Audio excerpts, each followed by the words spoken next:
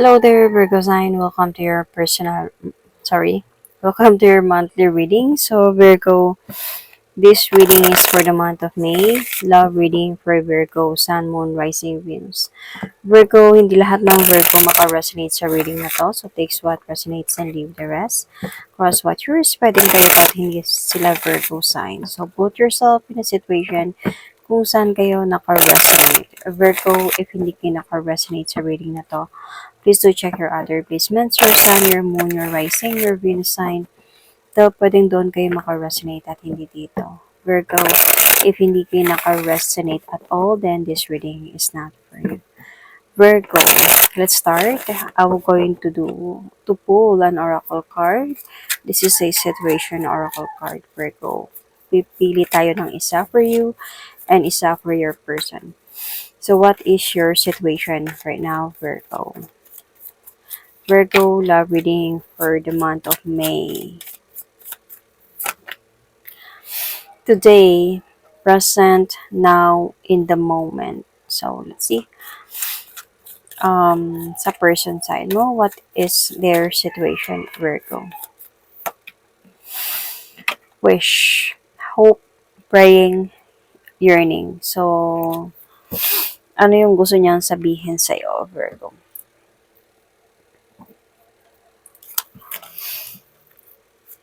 Ano yung gustong sabihin sa'yo ng person mo?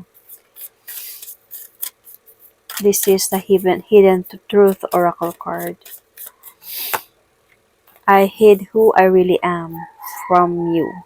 So, I think isa sa signs na nakakuha nito, I just forgot kung sino yung sign na yun. I think Scorpio, if I'm not mistaken. Pero, let's see. Okay, so I think today, like present, like at this moment, and hope, praying, yearning, might be your person is hoping, wishing, na mapatawad mo siguro siya. And today, with this flower, may color flower, diba? It's like black and white, and the flower is red. So, might be you are starting, might be this time, mag-start na ako to rebuild myself, to focus on myself, na babalik ako sa dating kulay ko, sa how beautiful I am. Might be right now, this present, I will prioritize myself na. Dahil siguro sa mga nalalaman mo sa person na to. Kaya you decided this time na mamahalin ko ulit yung sarili ko at paggagandahin ulit like the flowers in the picture. So, let's see sa tarot cards.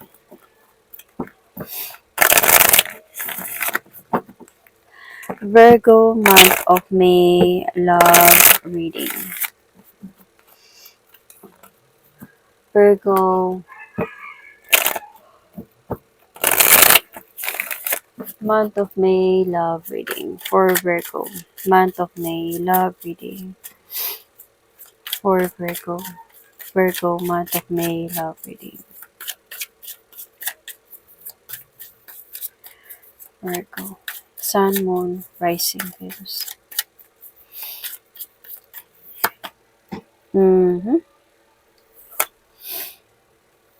Okay.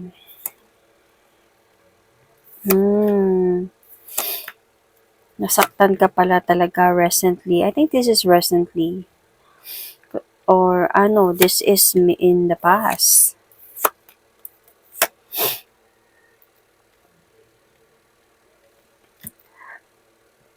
So, medyo magde-disturbo sa inyo yung ilong ko, ha. Inaatake na naman ako ng rhinitis ko. Anyway, I can see here at this present, might be this person, gusto niya sigurong makipagbalikan sa your Virgo. Kasi meron siyang wish, she's praying, yearning, hoping, siguro mapatawad mo siya. Hindi siya nakakatulog sa gabi. Naghiwalay kayo. I think, hiniwalayan mo siya, Virgo. And, tinuldukan mo kung anong meron sa inyong dalawa. So, siguro dahil ka din sa mga nalaman mo. about sa kanya. So, Virgo, I can see here na this person might be begging you to come back, to forgive him or her, and at this present situation. But on your part kasi, sobra kang nasaktan sa mga nalaman mo eh. Sobrang nasaktan ka talaga. So, parang this time, ito na nga yung today.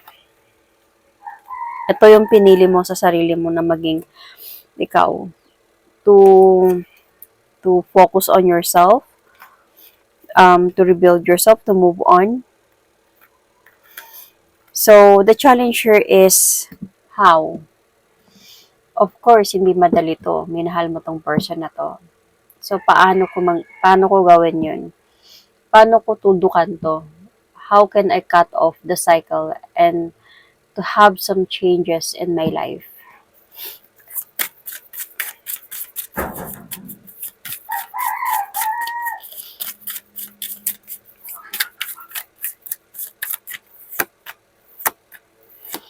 Namimiss mo siya, Virgo. Kaya nga, sobrang challenging to para sa'yo, Virgo. Kasi, I think itong person na to is kinakausap ka niya. Gaya ng sabi ko, bumabalik to sa'yo.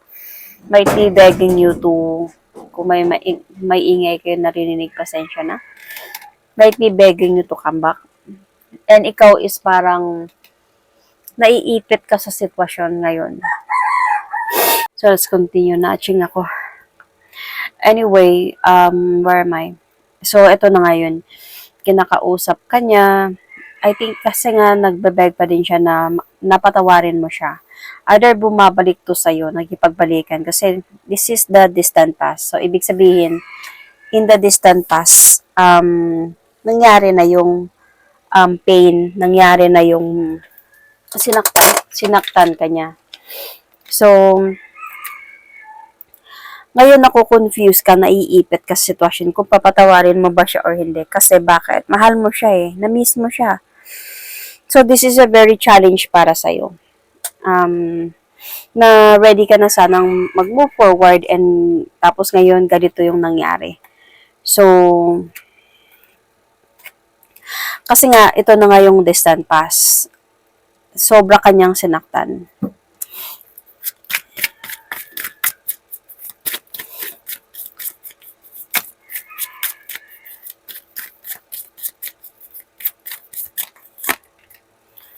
Third party situation. Baka nga yung iba sa inyo nabuntis pa. Because this is a pregnancy card.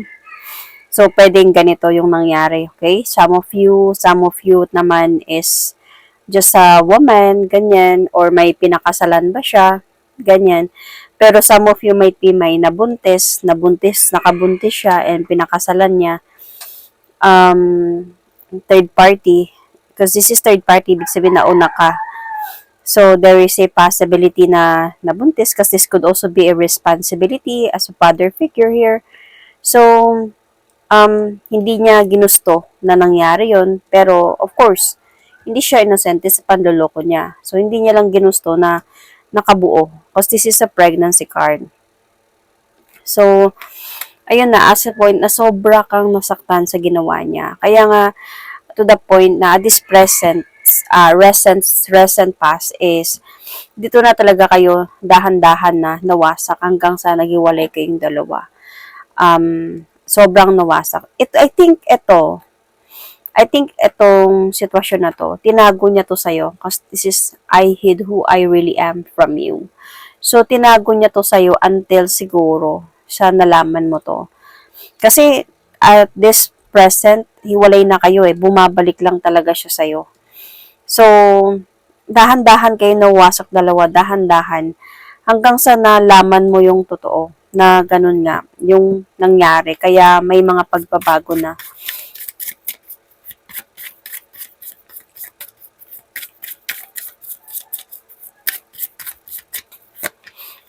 See, napapagod ka na mag-antay, siguro may mga changes na dito, and parang misulang napapagod ka mag-antay sa pagbabago niya, ganyan, kung kailan siya magbago, kung kailan niya ayusin yung relasyon ninyo, kailan niya to pa rin yung mga plans ninyo, parang feeling mo, I just really want some clarity. Ano na nangyayari sa relationship namin? Kasi dahan-dahan na siyang nawawasak. So, hindi na siya makapag-focus sa relationship ninyo, and until nga sa point na might be, I don't know if this person really walk away calmly sa situation na to, dahan-dahan siyang umalis. And doon ka nagkaroon na talaga ng clarity dito. Nalaman mo to. Feeling ko, nag-stalk ka, you gather some truth, information, until sa, yun, na may idea ka na, alam mo na yung katotohanan, kaya kayo naghiwalay. And at this present, is bumabalik siya sa'yo. So, bumabalik siya kasi halos hindi siya nakakatulog sa gabi, thinking about your separation, thinking about you, yung parang ayaw niya matuldukan siguro yung relasyon ninyo, and might be on your part, you choose na tuldukan na natin to. Parang wala nang kwenta para ipagpatuloy pa. So, for the best outcome here is really just give yourself space and time to think. Huwag mo madaliin yung decision mo. Isipin mo muna ng mabuti kung tama pa bang balikan siya or hindi na. Kung mahal ka talaga ng person na to, well, iintindihin ka niya.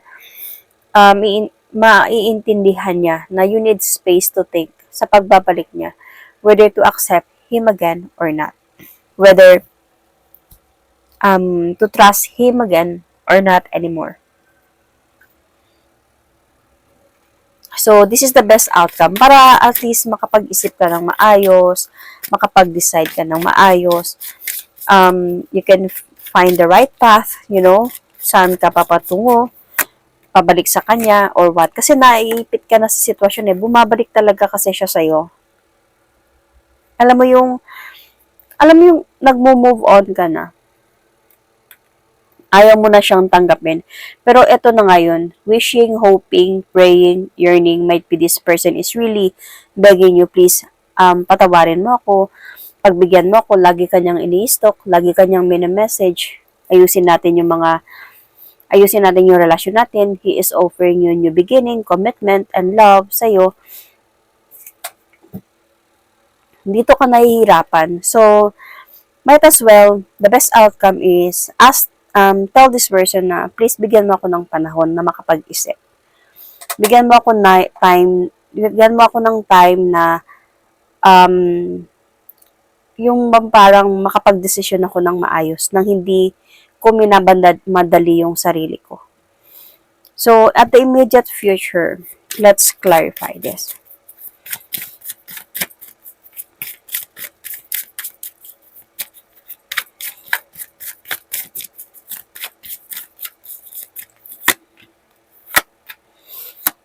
Okay. In the immediate future, I can see here, like, you are really not, parang, lalong mabibigatan yung sitwasyon dito. Alam mo kung bakit? Itong person na to, bumabalik siya sa'yo. But then, etong nangyari ito, di ba, may nabuntis siya, or may nagkaroon siya ng someone, may pinakasalan ba siya, or this is might be a parental, may pinakasalan siya, or something. So, might be may sitwasyon na baka nag-abroad ulit yung person mo, kaya hinanap ka niya. Parang ganun, nag-abroad ba, kaya hinanap ka niya. Baka nung umuwi siya, kaya siya nagpakasal. And then, bumalik siya, hinanap ka niya ulit. And, ngayon humingi siya ng tawad sa'yo, gusto niyang bumalik sa'yo. So, dito kasi ang napapansin ko dito, mahirapan, mabibigatan, kung sakaling you will going to accept this person again. Lalo lang mas mabigat kasi eto nga, yung nanging dahilan ng paghiwalay ninyo, hadlang man to siya. So, hahadlang to. Hindi, wala naman ako nakikitang naghiwalay sila Tinago niya to sa'yo. Kumbaga siguro nagsinungaling na naman siya. Para lang bumalik siya sa'yo, para lang patawarin mo siya. So, it's better in the near future, in the immediate future, you just really need to take that leap of faith towards the new beginning of your life, na magpatuloy ka na talaga sa pag-move on na. Kasi, I can see here magiging imbalance pa din yung connection ninyo if tatanggapin mo siya kasi babalik naman talaga siya sa'yo. There is a possibility pa nga kung tatanggapin mo siya, magkakabalikan talaga kayo. But the thing here is, hindi naman siya pagbabalikan like for life na. Panandalian lang to saya. Sabihin natin malayo siya doon, kaya nagagawa niya to sa'yo ngayon. And possible na hahadlang pa din to. So, na the factors that affecting the situation here is yung bang parang you wanted to move forward na and never look back from this. You wanted to you wanted to walk away emotionally na din from this. Kumbaga nag-decide ka na eh. Now, present, in the moment, I have decided. I wanted to decide. Parang ganun. Then, biglang nandyan siya. Gusto mo na talaga, see? Biglang nag-offer na naman siya ng love sa'yo. Nakipag-usap na naman siya sa'yo. Kumbaga, nag-flashback yung ginawa niyang pain or pinaramdam niyang pain sa'yo. Yung betrayals na binigay niya sa'yo. Tapos, parang as a point ka ngayon na nag-iisip ka na naman. Hindi ka pa naka-move on from what he or she did to you. Eto na naman siya. Ano-ano na naman yung sinasabi niya sa'yo. Bakit naguguluhan ka? Bakit parang hindi ka pa talaga totally nakapag-decide? Kasi mahal mo pa siya eh. Parang manipulation siguro ang tawag din dito. Na parang as a point na okay na sana yung goal mo na mag-move forward na. Bumalik na naman siya nang meron ka pang nararamdaman sa kanya as well as nasasaktan ka pa sa ginawa niya. So, the external influence here is meron na talagang decision from you. And I think alam to ng person mo. Yet, ito na nga, nag-wish siya, nag-hope siya, nagpe-pray siya na sana tanggapin mo siya. So, nagbe-beg siya, could be, kinakausap ka niya talaga. I think he knows that. Para siguro sa una, tinanggihan mo na talaga siya. Ayaw ko na, gusto ko na mag-move on. Maging happy ka na lang doon. Pero lagi siyang nangungulit sa'yo. Lagi nandyan. So, the external influence here is, desidido ka na to walk away emotionally from this person. Yet, meron kang hopes and fear here na baka paano pagtanggapin ko siya and totoo talaga yung sinabi niya sa akin na mahal niya talaga ako. Yun yung fear mo dito. Paano pagsisiyan ko to? Kasi mahal mo pa eh. Hindi naman kita ma-judge sa nararamdaman mo. Kasi mahal mo yung tao. Mahal mo pa rin siya. Kahit nasasaktan ka. Mahal mo pa rin siya. Paano pag hindi ko siya tatanggapin ngayon, tapos, totoo pala yung mga sinasabi niya sa akin. Totoo palang mahal niya talaga ako. Totoong na-realize niya na ako talaga yung mahal niya, na ako yung gusto niyang pakasalan. Paano pag totoo pala yun? Na gusto niyang i-continue talaga yung magkaroon kami ng successful relationship or something like that. But your fear here is, paano pagkabaliktaran? Paano pag wala kang aasahan sa kanya? Dahil nga alam mo naman yung clarity dito eh. So, ito yung fear mo. Paano pag tinatago niya lang ang lahat ng katotohanan? Gaya nga dito. Naglalakas loob lang siya ngayon, pero paano pag may ibang plano pala siya? So, yun yung takot mo din dito. But you are hoping na sana totoo yung nararamdaman niya. So, or might be you are really hoping here, because that was your fear, right? So, might be you are hoping here na magkaroon na talaga ng clarity sa'yo, in a way. Magkaroon na ng clarity kasi malabo pa talaga to sa'yo. You are hoping na sana magkaroon ka ng lakas na loob na iwasan na to. Na iwasan na talaga to. And for the outcome here,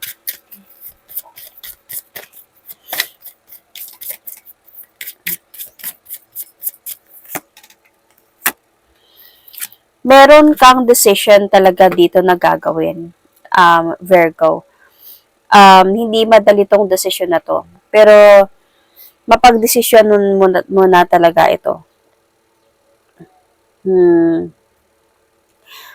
And this decision is, oh my God, Virgo, I hope na makapag-isip ka ng maayos sa decision mo. There is a possibility kasi matatanggap mo pa tong person na to ulit. I think, pagbibigyan mo pa to siya ulit. But I am hoping, my advice for you, Virgo, is, o hoping lang na hindi na. Magpatuloy ka na sa pag-move on mo, Virgo. Bakit? Kasi wala din naman mangyayari sa inyo eh. Maghihiwalay din kayo ng person mo. Hindi ka din magiging masaya sa feeling niya. Baka isang araw again, mawawala na naman siya sa'yo. Kasi hindi pa naman sila tapos nung isa eh. Walang natapos sa kanila. Tinatago niya lang yung katotohanan about sa kanya. So, might be this is like advice from you na hoping na kung naka-resonate ka sa reading na to, open up your mind into the reality na mas ipaprioritize mo yung sarili mo kaysa dito sa person na to. So, Virgo, you might be dealing with Capricorn, Cancer, Scorpio, Pisces, Libra, Gemini, Aquarius, Taurus, Leo, sino ba? Virgo, might be this is you, Virgo, or you might also dealing with the same Virgo, Gemini, Libra, Scorpio, Sagittarius, Aries, Sun, Moon, Rising, Venus. So that is my reading for you. Thank you and God bless.